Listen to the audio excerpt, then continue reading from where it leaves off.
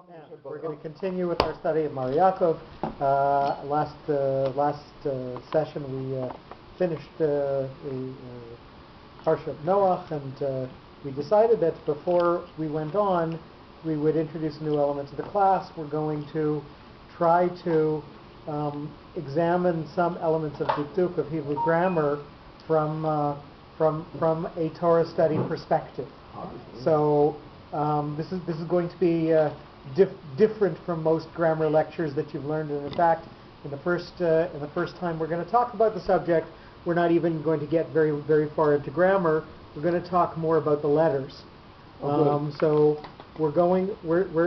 I've given everybody a handout, and I presume we can scan that in and put that together with the thing that's going online.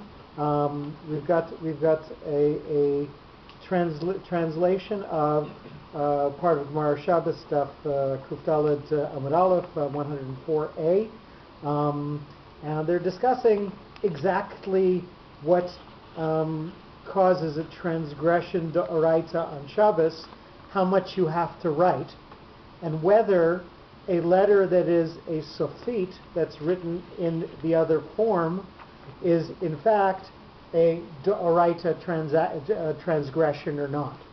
So we're gonna look at the page, and we're gonna go down under where it says 104a, and I think what we're going to do is we're just going to read the English. I won't bother reading the Aramaic for you, but the discussion becomes, if the letter is written incorrectly, is that in fact part of the problem? And Rav Chisda says letters Mem and Samach that were on the Luchot were standing miraculously.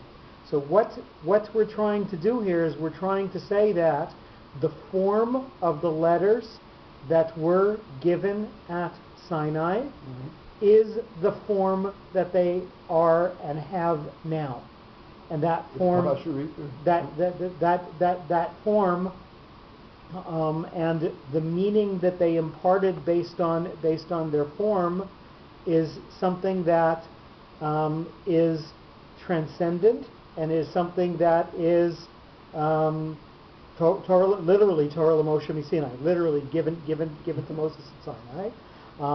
So we have the miracle that's described of the letters that had part that was completely surrounded by lines. The middle part would miraculously stand up.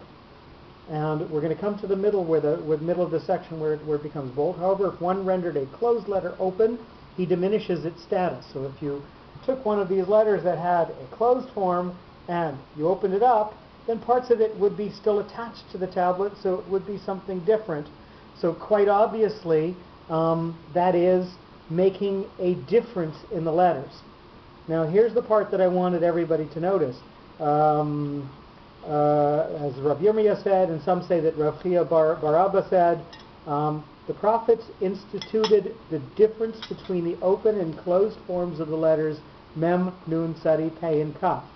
That the Nevi'im actually created the Sofit forms, the different forms of these letters, and we're gonna debate whether that is in fact the case, or whether these things are Torah L'Moshe Sinai. We read down to the next paragraph. The Gemara rejects this, and it is reasonable. Isn't it written, these are the commandments that the Lord commanded to Moses to tell the children of Israel at Mount Sinai? The words these underscores that a prophet is not permitted to introduce any new element related to the Torah, its mitzvahs from here on. So the Nevi'im could not, according to this argument, have introduced the Sofit letters, that they were in fact written in the original text.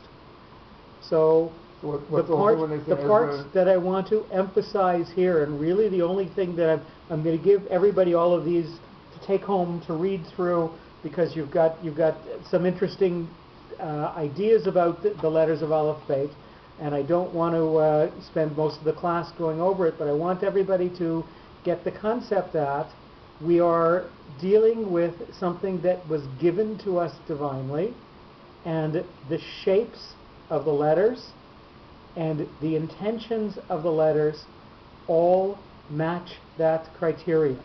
They all have something that was given and can't be changed by anybody later.